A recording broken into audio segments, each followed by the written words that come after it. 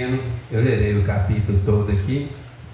Depois nós vamos ler alguns versículos durante a meditação. Então peço, irmãos, fiquem com a Bíblia aberta. Por favor, me auxiliem aí também. Hebreus capítulo 3. Amém? Eu lerei aqui, os irmãos acompanhem. Depois nós vamos ler alguns versículos juntos no decorrer da meditação. O título está assim: Cristo é superior a Moisés. O perigo da incredulidade e da desobediência. Por isso, santos irmãos, que participais da vocação celestial, considerai atentamente o apóstolo e sumo sacerdote da nossa confissão, Jesus, o qual é fiel àquele que o constituiu, como também o era Moisés em toda a casa de Deus. Jesus, todavia, tem sido considerado digno de tanto maior glória do que Moisés. Quanto maior honra quanto maior honra do que a casa tem aquele que a estabeleceu. Pois toda a casa é estabelecida por alguém, mas aquele que estabeleceu todas as coisas é Deus. E Moisés era fiel em toda a casa de Deus, como servo, para testemunho das coisas que haviam de ser anunciadas. Cristo, porém, como filho em sua casa, a qual casa somos nós, se guardarmos firmes até o fim a ousadia e a exultação da esperança. Assim, pois, como diz o Espírito Santo, hoje, se ouvirdes a sua voz, não endureçais o vosso coração, como foi na provocação, no dia da tentação no deserto, onde os vossos pais me tentaram, pondo-me à prova, e viram as minhas obras por 40 anos. Por isso, me indignei contra essa geração e disse: estes sempre erram no coração. Eles também não conheceram os meus caminhos. Assim jurei na minha ira: não entrarão no meu descanso. Tende cuidado, irmãos, jamais aconteça haver em qualquer de vós perverso coração de incredulidade que vos afaste do Deus vivo. Pelo contrário, exortai-vos mutuamente cada dia, durante o tempo que se chama hoje, assim de que nenhum de vós seja endurecido pelo engano do pecado, porque nos temos tornado participantes de Cristo, se de fato guardarmos firme até o fim a confiança que desde o princípio tivemos.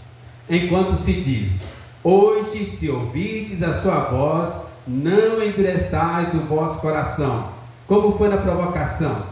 Ora, quais os que, tendo ouvido, se rebelaram?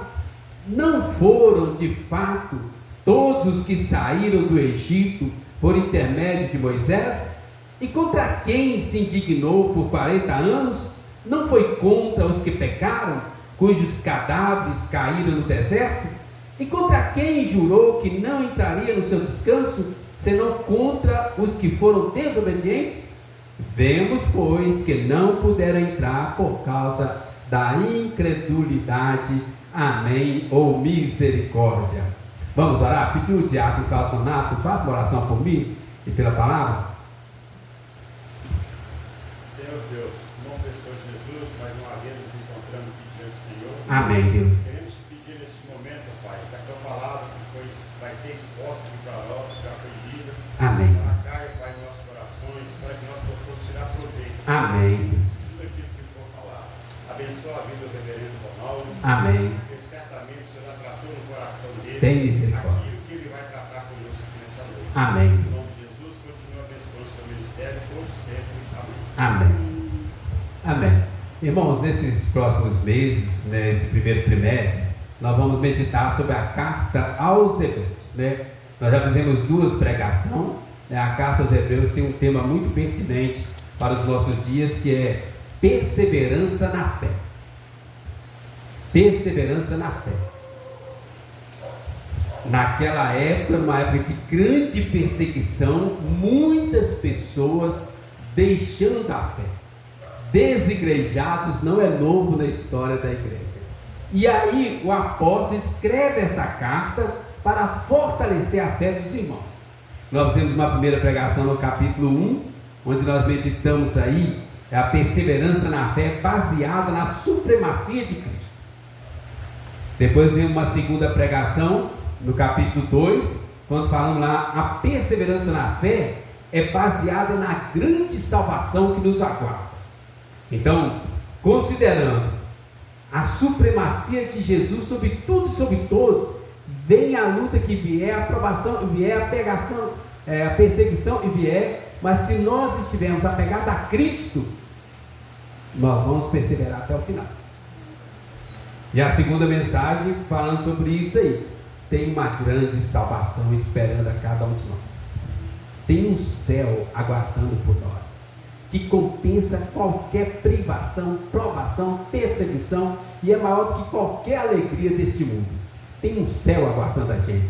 Vale a pena perseverar na fé. Amém? Amém. Quem não ouviu, está lá no canal do YouTube. Não é propaganda não, mas é porque é boa. Vale a pena ouvir e vai te ajudar. Hoje nós vamos meditar aqui no capítulo 3. O perigo da incredulidade e da desobediência, que nos faz naufragar na fé e desonra a Trindade Santa. Vamos para o texto então para vocês verem? Hebreus 3, nós vamos meditar sobre isso aí. Irmãos, é interessante o que eu vou falar aqui, que você vai perceber isso em toda a Bíblia. Quando nós olhamos de Gênesis até Apocalipse, toda a Escritura Sagrada, nós vamos perceber esse perigo da incredulidade, da desobediência, e fez com que grandes homens, mulheres, pessoas naufragaram na fé, desonraram o nome de Deus. Lembra de Caim? Caim tinha os mesmos pais biológicos que Abel. O próprio Deus falava com Caim, e ele desobedeceu a palavra, caiu tristemente. Lembra de Esaú e Jacó? Os mesmos pais biológicos, a mesma orientação, a mesma palavra. Jacó teve lutas, provações, perseguições, sofreu dano, mas permaneceu firme na fé. Esaú vendeu o seu direito de primogenituras por um prato de lentilhas. Alguém já comeu lentilhas? Meu filho gosta de fazer isso. Tinha lá comigo, gente. Eu acho que não é suficiente para vender o direito de primogenitura, não. Aí tem que colocar uns bacon, umas linguiças, misturar uns ovos ali, ainda eu acho que não dava para vender, não. Mas Esaú vendeu. Esaú vendeu, irmão, o seu privilégio, um prato de lentilhas. Quem não comeu, depois ele joga no Google e persegue lá, pesquisa lá, eu nem sei também o que era. Né? Mas, irmão, você vê, olha, Salomão, o homem mais sábio, mais rico do mundo, na sua velhice, diz a Bíblia, ele se deixou seduzir por mulheres e fez sacrifícios a demônios. Misericórdia, irmãos. 1 Reis, capítulo 11. O outro exemplo que eu acho mais triste, aqui eu encerro, nós vamos para a palavra aqui para caminhar no texto. Sansão era consagrado, cheio do Espírito Santo, desde o ventre da mãe dele. No auge da sua força, diz a Bíblia que ele se deixou seduzir pela sua própria carne. A sua própria carne entendeu. Caiu. Irmão, estou querendo falar, olha, os perigos da incredulidade, da negligência na vida espiritual, nos leva a naufragar na fé. Vou te mostrar isso no texto agora. Vamos lá? Hebreus capítulo 3. Os hebreus viveram numa época de grande perseguição, muito mais difícil que a época de Caim, de Salomão, de Esaú, de Sansão. Uma das épocas mais difíceis, né? O Império Romano estava pressionando, de fato, poucos anos depois, 1 ou 2 ou 3 anos no máximo, o Império Romano vem sobre os hebreus, destrói tudo. Alguns são jogados na arena, alguns são mortos, Alguns perdem a família, perdem o emprego, perdem o crédito, perdem a casa. Não ficou casa sobre casa, irmãos. Era uma época de muito difícil. Aí Deus dá essa palavra especial para eles, diretamente de Deus, orientada pelo Espírito, para fortalecer a fé dos irmãos, aumentar a fé. A carta aos Hebreus é uma carta e fala de fé. Cada capítulo nos levar a desenvolver uma perseverança na fé. Então, a pergunta a ser respondida hoje é: por que a negligência e desobediência espiritual é perigosa para a nossa fé? Essa é a pergunta que nós queremos responder.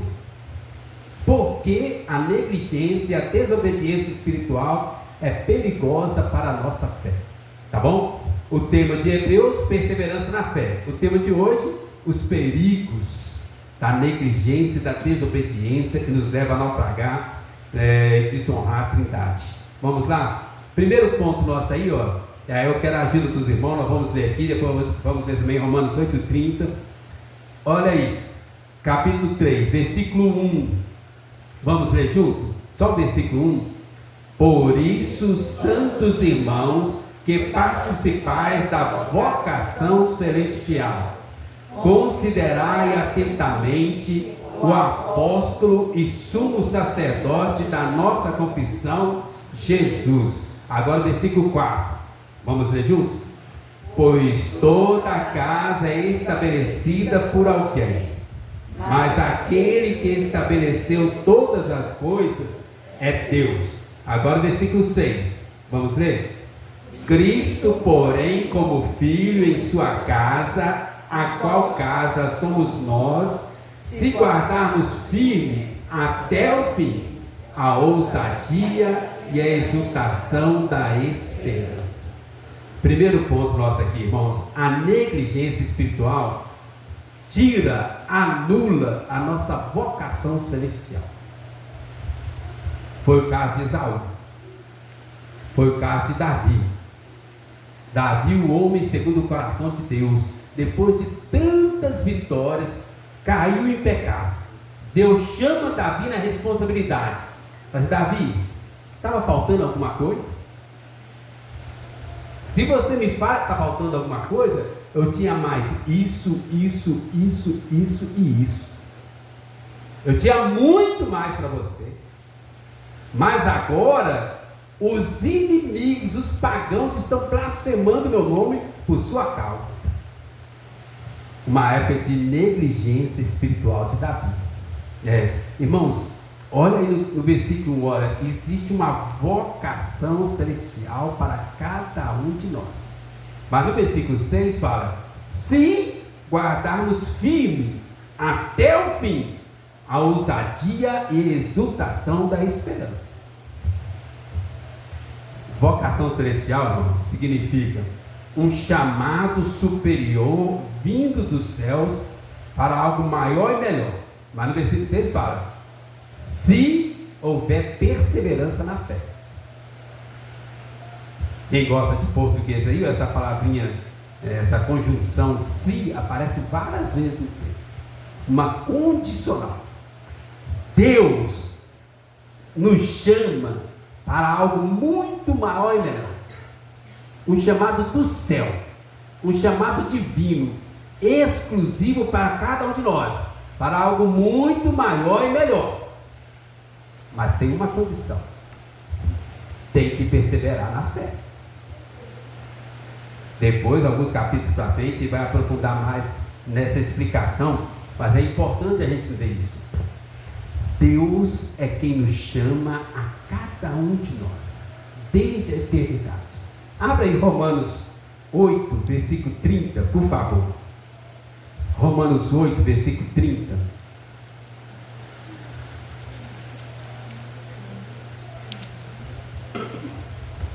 Vamos ler juntos? E aos que predestinou, a esses também chamou. E aos que chamou, a esses também justificou.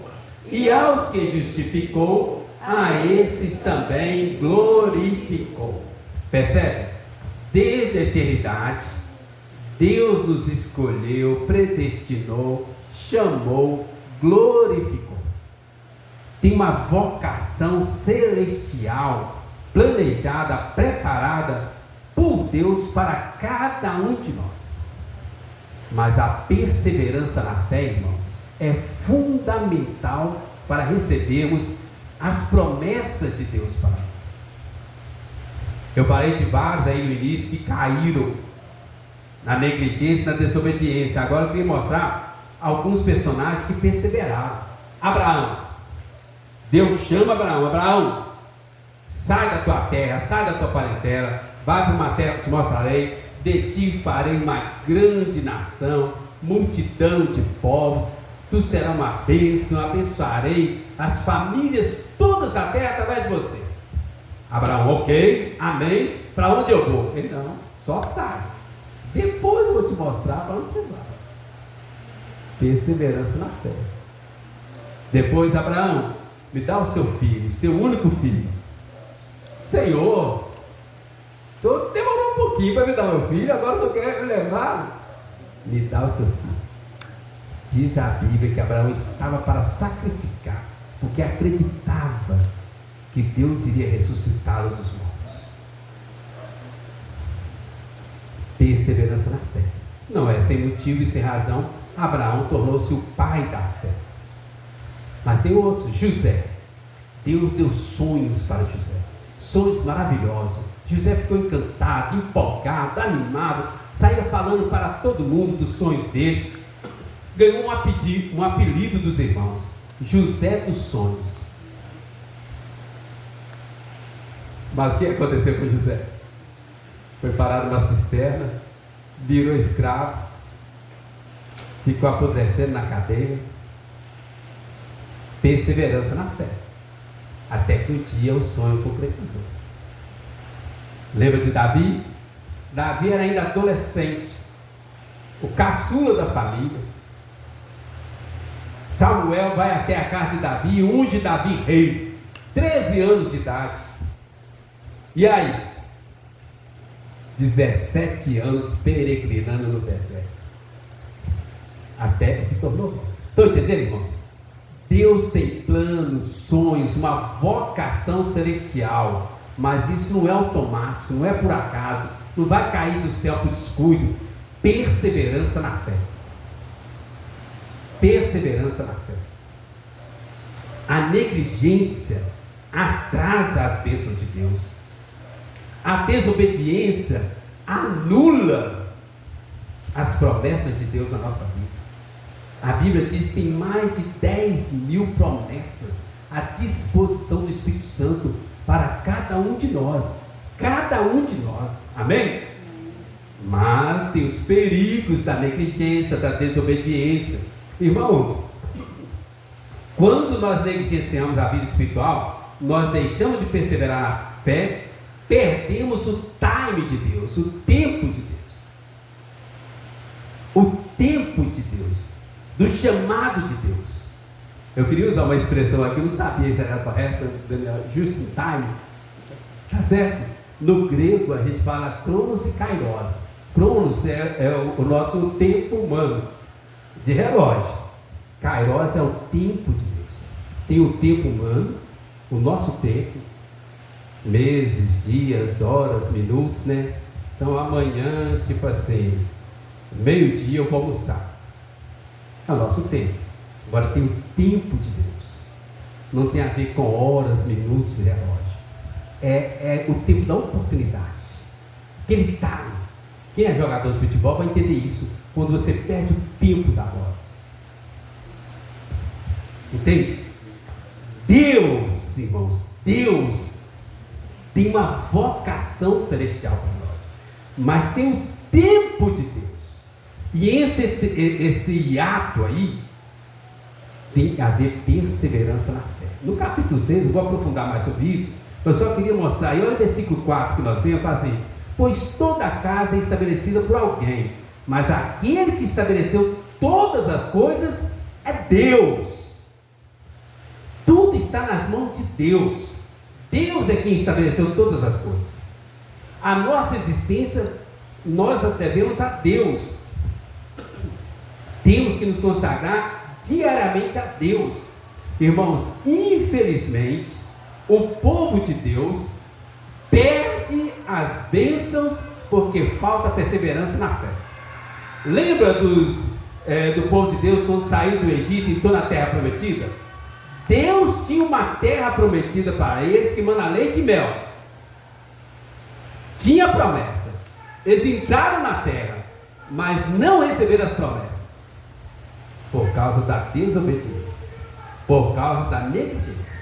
Eles entraram na terra, mas não receberam as promessas de Deus naquela terra.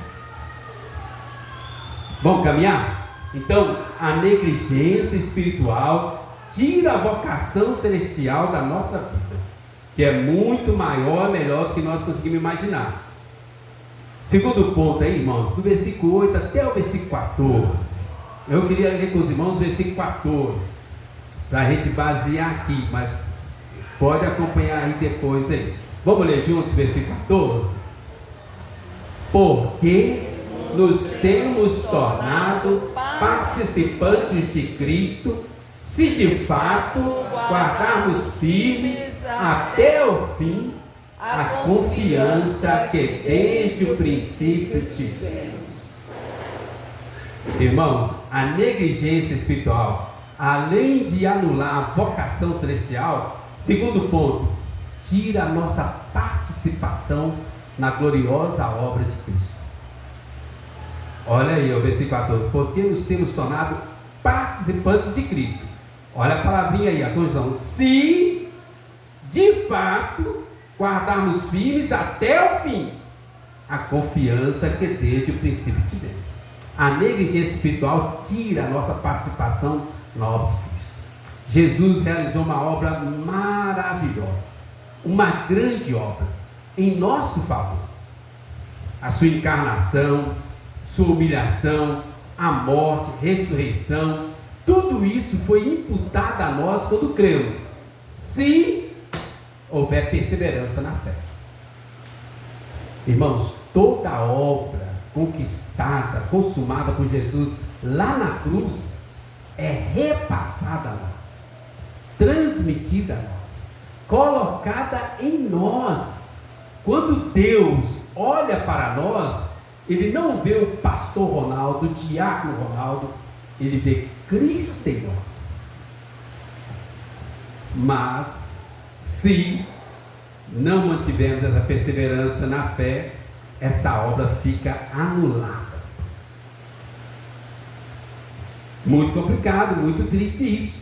Quando negligenciamos a vida espiritual, a obra de Cristo se torna ineficaz. Veja bem, irmãos, presta atenção. A obra de Cristo é suficiente para salvar o mundo inteiro. Mas a nossa negligência espiritual faz com que essa obra seja ineficaz na nossa vida.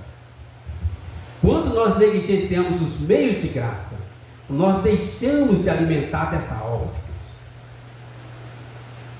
Quando nós negligenciamos a oração, a leitura da Bíblia, a comunhão dos irmãos, a Santa Ceia, os meios de graça, a obra de Cristo perde o poder e o efeito na nossa vida. Se guardarmos firme a nossa confiança até o fim. Abre aí 1 João 3, 1 e 2, irmãos. Olha os benefícios, que nós perdemos na nossa união com Cristo ao abrir mão dos meios de graças. Primeira carta de João, capítulo 3, 1 e 2. 1 João 3, 1 e 2. Eu vou ler o 1, vocês lêem o 2 para mim, fazendo favor. Vede que grande amor nos tem concedido o Pai, a ponto de sermos chamados filhos de Deus. E de fato somos filhos de Deus. Por essa razão o mundo não nos conhece, porquanto não conheceu a Ele mesmo. Podem ler. Amados, agora somos filhos de Deus e ainda não se manifestou o que haveremos de ser. Sabemos que quando Ele se manifestar, seremos semelhantes a Ele, porque haveremos de vê-lo como Ele é. Olha Olha que bênção, irmãos. Seremos semelhantes a Ele, havemos de vê-lo como Ele é. Russell Shedd, que foi o grande teólogo que teve entre nós, recebeu uma Bíblia com o nome dele, contra a própria vontade dele. Essa Bíblia foi feita depois da morte dele. Antes a Bíblia chamava Bíblia Vida Nova, a primeira Bíblia comentada no Brasil. Hoje tem dezenas, tem Bíblia do adolescente, Bíblia da mulher, Bíblia do pastor, Bíblia pentecostal, Bíblia reformada, Bíblia de Genebra, hoje tem um monte, né? Mas Russell Shedd foi o primeiro a fazer um comentário bíblico no Brasil. No Brasil, um missionário que veio dos Estados Unidos morar aqui, antes de passar em outros campos. Quando ele morreu, aí escreveram Bíblia Shedd. É uma Bíblia muito boa, muito famosa. É uma das Bíblias que eu consulto para fazer minhas pregações. Russell Shedd, comentando esse texto, ele fala assim: Cristo é o representante perfeito de Deus entre os homens. E Ele, somente Ele, é o representante perfeito dos homens diante de Deus. Ou seja, a perfeita obra e obediência de Cristo o faz um perfeito mediador entre Deus e os homens. Cristo representa Deus para nós de forma perfeita. Cristo nos representa diante de Deus de uma forma perfeita. Essa obra maravilhosa, irmãos, é repassada a nós. Aí aqui no capítulo 3, várias vezes faz referência a Moisés. Moisés foi o grande líder do povo de Deus e um dos maiores líderes da humanidade. Quaisquer critérios que você usar de liderança, Moisés está no top 1. Moisés foi um líder e um dos principais tipos de Cristo no Antigo Testamento. Mas aqui fala assim: Jesus é maior, Jesus é melhor. Moisés, na Bíblia, como líder, é incomparável. Mas Jesus é melhor, Jesus é maior. Várias vezes vai comparar Moisés com Jesus.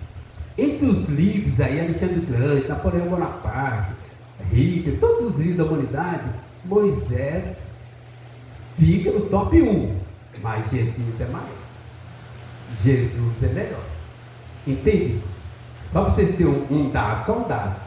Quanto que é o batalhão, o efetivo da Polícia Militar hoje? Mais ou menos 55 mil ativos. De Minas Gerais. No Brasil teria esse número? Não. 55 mil ativos. Moisés tinha um exército de 2 milhões de homens. Davi, o exército de Davi chegou a 1,5 milhão. Agora o problema é como é que dirige isso, né? Eu não sei de outro líder na humanidade que tivesse, mas Jesus é maior. O exército de Jesus hoje tem quanto? Alguém sabe? 2 bilhões e 300 milhões de cristãos espalhados no mundo todo.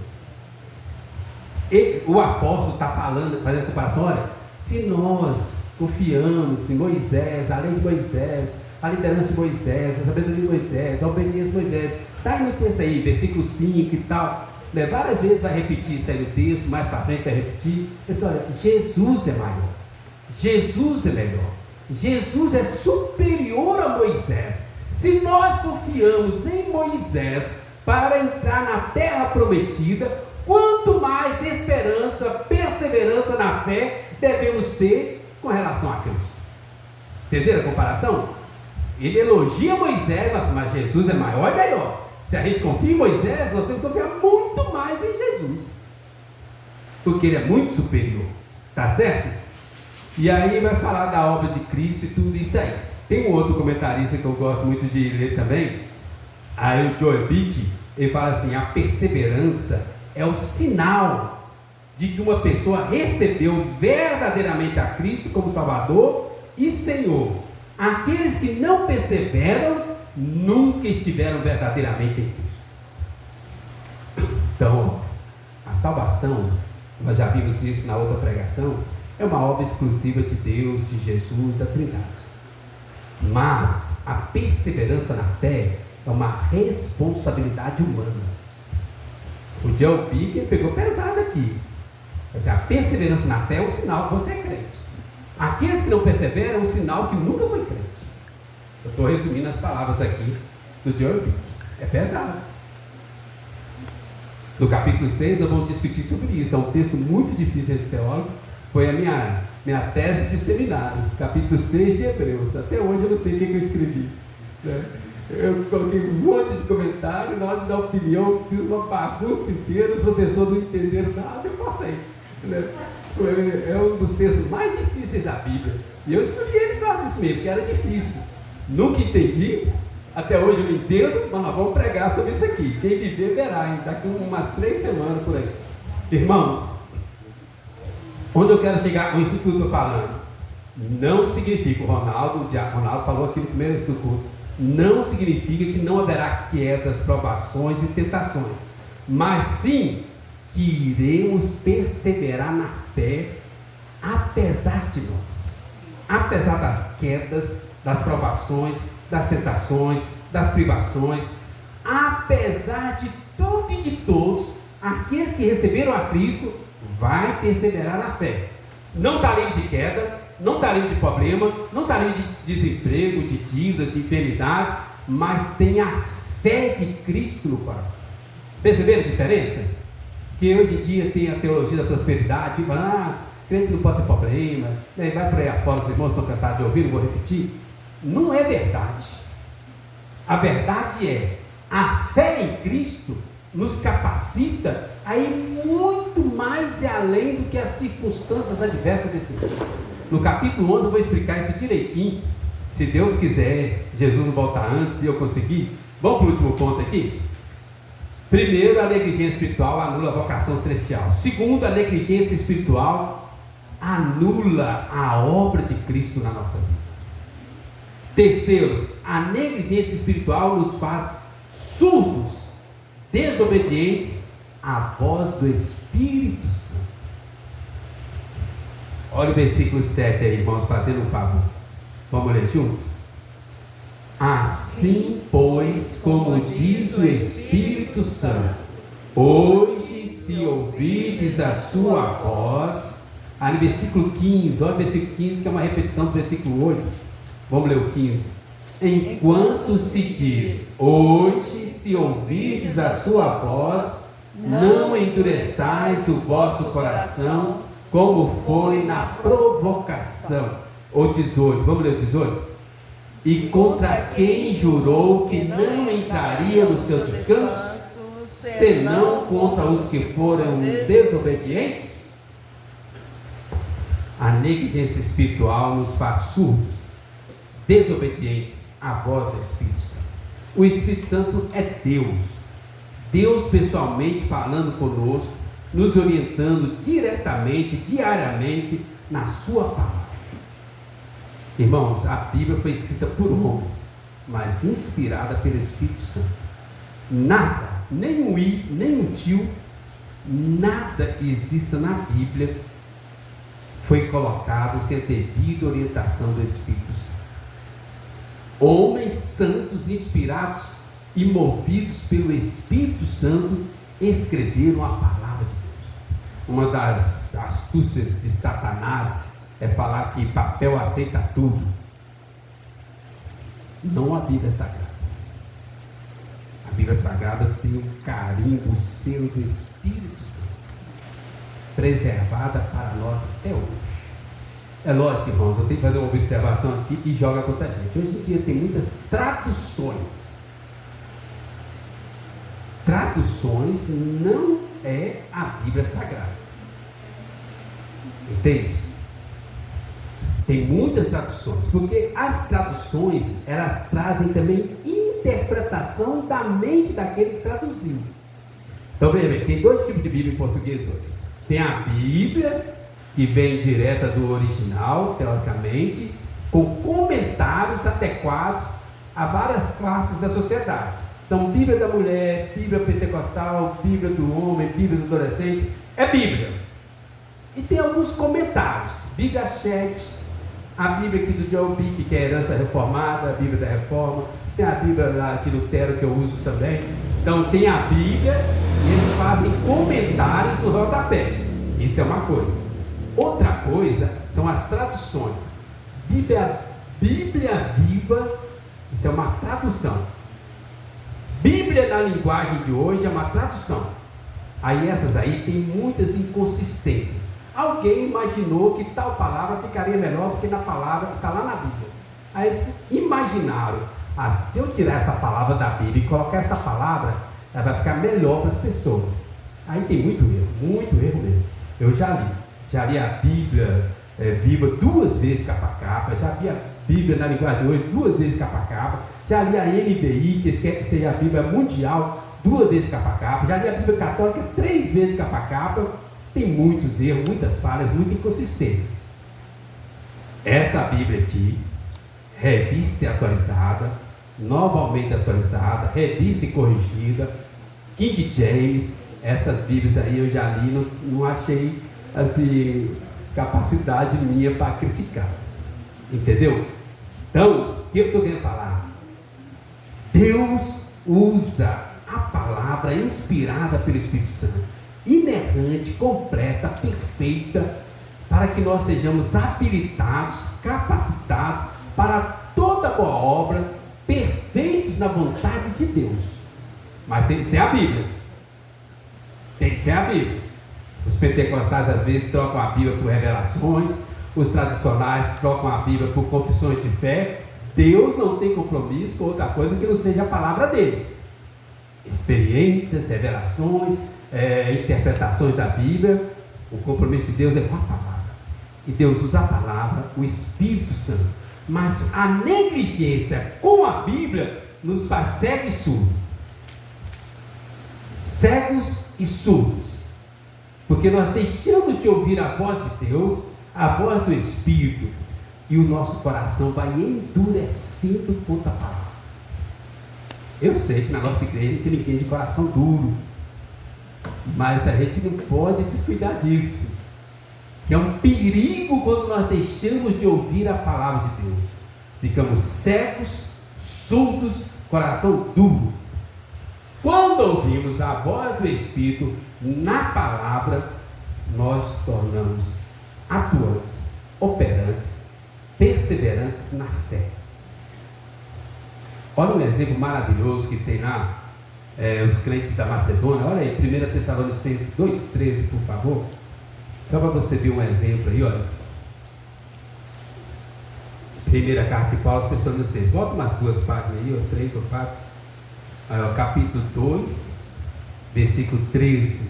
Primeira carta de Paulo aos Tessalonicenses. Vamos ler? 1 Tessalonicenses 2,13. Outra razão ainda temos nós para incessantemente dar graças a Deus. É que tendo vós recebido a palavra que de nós ouvistes, que é de Deus, acolhestes não como palavra de homens, e sim como em verdade é a palavra de Deus, a qual com efeito está operando eficazmente em vós os que creis. Irmãos, os crentes da região da Macedônia viraram modelos para toda a igreja, porque eles eram apegados à palavra de Deus. Os bereanos, que também eram vizinhos dos Tessalonicenses, que é da região da Macedônia, falaram assim: ó, estes são os mais nobres, porque eles conferem na palavra de Deus. Irmãos, nós vivemos um tempo de muitas vozes, muita gente falando muita coisa que não tem base na palavra que o Espírito Santo inspirou. E aí nós ficamos cegos, surdos, coração duro com a palavra, porque a gente não tem comunhão com a palavra. A palavra é que nos muda, nos molda, nos transforma, irmãos. Quando o pastor fica brigando para os irmãos ler a Bíblia diariamente, é porque o pastor ama vocês. Eles querem que vocês sejam crentes maduros, aprendam a ouvir a voz de Deus nas Escrituras, a voz do Espírito Santo. Nós não podemos ficar um dia sem ler a Bíblia. Um dia é muita coisa sem ler a Bíblia. Olha o exemplo dos apóstolos, irmãos. Os apóstolos, antes de ter comunhão com Cristo, a sua palavra, eram pessoas comuns, iletrados, tímidos, mas depois, quando chega em Atos, homens intrépidos, ousados, pregadores, aí as pessoas passaram sabe, pessoal, eles têm estado em comunhão com Jesus, pela palavra. Todo mundo reparou que eles estavam diferentes por causa da comunhão que eles tinham com Jesus e da palavra. Martinho Lutero, comentando sobre isso aqui nesse texto aí Martinho Lutero tem uma frase interessante aqui, olha. Ele fala assim, eu até dei uma resumida que ele é muito mais complexo, né? Mas Martinho Lutero ele fala assim: agora nós, miseráveis, perdemos essa felicidade da vida física por causa do pecado. No entanto, indica-se que também aquela vida espiritual em abundante será restituída a nós por meio de Cristo e a sua palavra. Ou seja, da nossa comunhão diária com Cristo, através da oração, da leitura da Bíblia, nós podemos viver algo maior e melhor, uma vida em abundância. Amém? Então, para concluir, você percebeu aí, irmãos, a Trindade, o Pai, Filho e Espírito Santo estão trabalhando a nosso favor na obra da salvação. O Pai planejou, chamou, o Filho executou, nos transferiu os seus méritos, o Espírito Santo nos guarda, nos cela, nos capacita a perseverar na fé.